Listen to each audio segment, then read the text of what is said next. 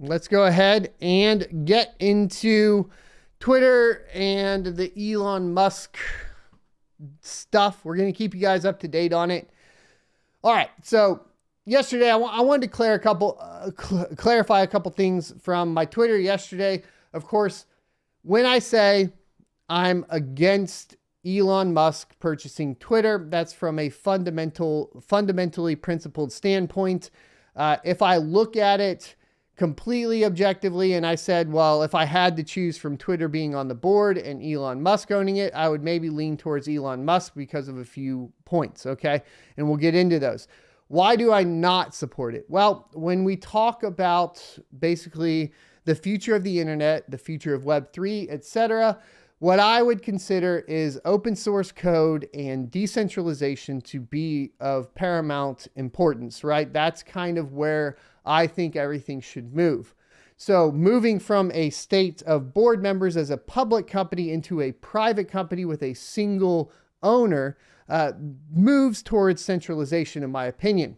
What is the caveat here for my personal opinion that changes this? And that is Elon Musk's previous statements that, Twitter should go basically fully open source. So in the case that we did see a purchase from Elon Musk, and there's a lot of other more interesting things going on too, but just a disclaimer, if it was going to be that the case is Musk purchases Twitter and completely open sources the code, I think that would be worlds better than where we sit at with Twitter as it sits. So that's my full kind of thoughts on the subject from an overall viewpoint. Let's kind of see what's going on with it though. Twitter closes down on session as Musk calls for shareholder vote. Here's what happened today in regards to Elon Musk's effort at a hostile takeover of Twitter. Twitter lost ground today, closing at $45.08 versus Elon Musk's cash offer of $54.20, as speculation grew about whether the board would approve a sale to the Tesla CEO. Here's where things get really interesting. Saudi Arabian prince and major Twitter shareholder Al-Wahid bin Talal, if I said that right, voiced his opposition to Musk's offer in a tweet, to which Musk responded in kind by asking how much Twitter the Saudis own and questioning the kingdom's views on freedom of speech. Obviously, this is at least, if we just take everything for face value, which I feel like you never can, but let's just take it for face value. Musk is trying to purchase Twitter to basically push for freedom of speech on the platform, which I think I'm all for. If we're looking at it face value, I think all of us should be for that. I know that there are some people that don't agree with that and some people that think freedom of speech should be limited in certain cases. As long as it's not illegal or harming some individual, like doxing, for example, I am for freedom of speech on Twitter. Stop. No question about it. That's where I'm at. The interesting play here, of course, is the Saudi Arabia essentially not wanting to go through with it. They said something to the effect of the 54.20 was not the true value of Twitter. They think it's worth a lot more. Why would they think it's worth a lot more? And this is kind of where it's interesting, where I think at the very least Musk is exposing something here.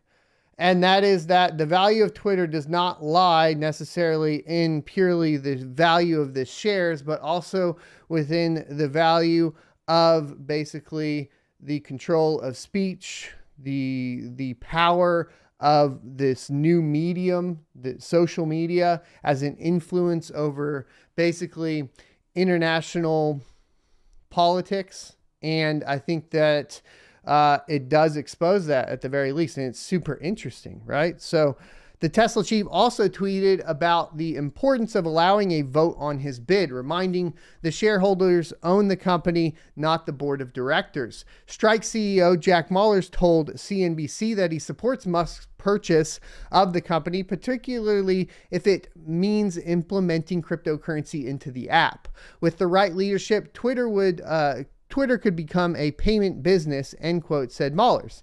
Musk also happened to be speaking today at the TED 2022 in Vancouver, Canada, where he expressed his desire for less regulation and more protections for freedom of speech. Looking at developments from Twitter's side, the board met at 10 a.m. Eastern this morning, but other than some loose chatter regarding discussions of adopting a poison pill defense, nothing tangible has leaked. Twitter also scheduled a company town hall for 5 p.m. Eastern. Meanwhile, the New York Post reports private equity firm Thoma Bravo is looking into putting in its own bid for the company. The share action today suggests the market is skeptical about Musk winning the company, with the stock price actually falling during a regular session to close down 1.7% at $45.08 versus Musk's offer of $54.20. Shares are up 3.5% in after-hours trade to $46.67.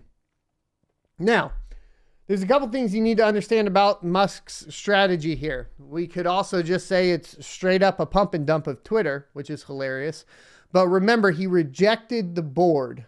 So one of the things that is interesting is because he rejected the board, he does have basically a legal route to take against Twitter if they don't accept his offer, which is interesting because essentially the decision to not sell to Musk would be against shareholder, basically the benefit of the shareholders, which they essentially have to adhere to as a public company. So there's a lot of, it's a very funny strategic play. I think that it wasn't one of those things where Musk just woke up and decided one day to try to buy Twitter. I think it's been planned out for quite some time. And look, it was at the very end of the day, it was at the very least a super smart move. Very funny too. Feels like it's a huge meme at this point. But once again, I would prefer that we move towards decentralization and open source software, especially as it pertains to social media. And I think that if there is a way in which Elon could purchase it out, make it private, and then just give it to the public, I think that would be the most ideal situation that we could see. I hope you enjoyed this clip from the Crypto Mining Morning Show every Monday through Friday, 7:45 a.m. Pacific and 10:45 a.m. Eastern Time. You can check out more clips here, or if you're interested in checking out the entire live show, you can check that out down here. Thanks for watching, and I'll see you next Tuesday.